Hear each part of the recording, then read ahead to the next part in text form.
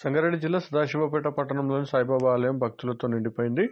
గురు పౌర్ణమిని పురస్కరించుకుని ఉదయం నుండి సాయిబాబా ఆలయంలో భక్తుల తాకిడి మొదలైంది. భక్తుల రాక సందర్భంగా ప్రత్యేక ఏర్పాట్లు చేశారు నిర్వాహకులు.